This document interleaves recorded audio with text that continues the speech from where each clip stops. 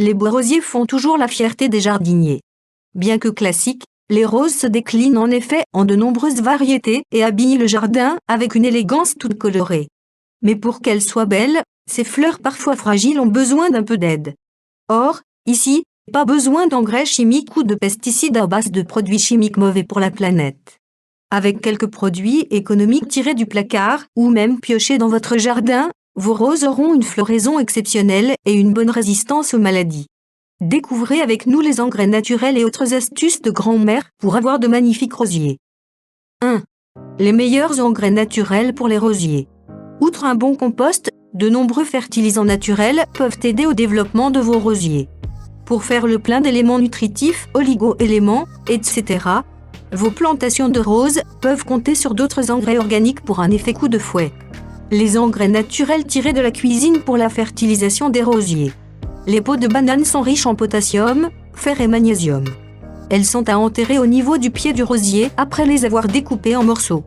Avec elles, croissance, floraison abondante, tenue et ravinement des couleurs sont au rendez-vous. Le marc de café va enrichir la terre. Ce fertilisant naturel apporte phosphate et azote pour un réel embellissement de chaque fleur. En outre, il éloigne les vers, les pucerons et les mouches. Appliquez-en au pied des rosiers et arrosez pour le mélanger à la terre. À savoir, les rhododendrons et les azalées l'adorent aussi. Les coquilles d'œufs broyées apportent du calcium tout comme l'eau de cuisson refroidit des œufs. Cet amendement est à parsemer au pied de chaque rosier. D'autres engrais naturels pour un rosier. La cendre permet de fertiliser la terre et constitue donc un excellent engrais naturel.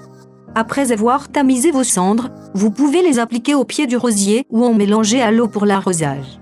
Riche en azote hydrosoluble à libération lente, le sang séché est excellent pour un rosier ou pour des vivaces.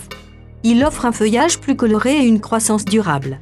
Enfin, le fumier de cheval fait office de paillage et d'engrais. Si vous avez la chance d'en trouver, n'hésitez pas à l'utiliser.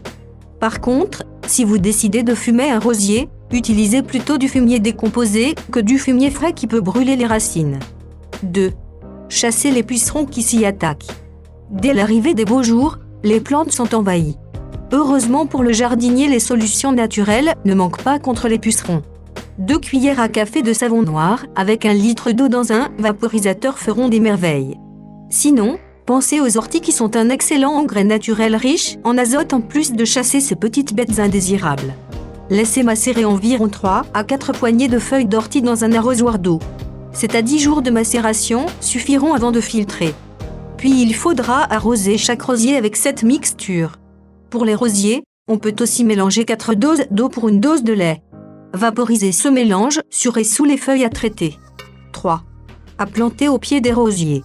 Pour protéger vos rosiers des insectes indésirables, pucerons, etc., et prévenir les attaques, le mieux reste de planter des plants répulsifs au pied de vos rosiers.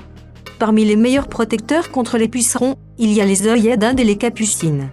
Et contre tous les autres petits nuisibles, pensez à la lavande, l'ail, la ciboulette ou encore la sauge.